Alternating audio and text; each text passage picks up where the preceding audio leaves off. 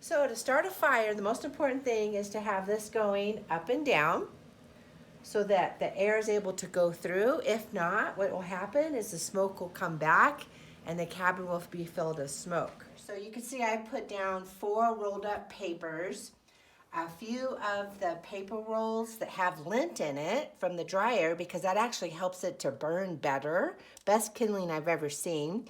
Little woods and then smaller woods. And then once you get it started, you start it in 4 different places. And then there's big wood over to the right under the table. So here we have plenty of newspapers, lint inside the toilet paper rolls and the wood. And then what you want to do is you want to keep the lighter up there out of reach for children. So then coming down to where the actual fire is, you can see that we have the paper and then we have the small wood and then we have the wood that is cut so that it'll actually catch fire. Now, if you want to give it a little bit more air, because air is what helps bring the fire, helps see how much fire is coming up now that I did that by pulling that out. So the air is coming underneath and it's really flaming. You know, it's feeding the fire actually. So you've got that going.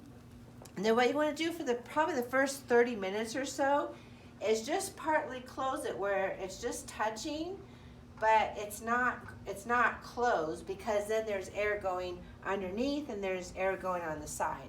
And then after about a half hour, an hour, when you have the coals and everything that you want, then you can go ahead and you can close this down here so much air is not going in it, and then you can shut this all the way.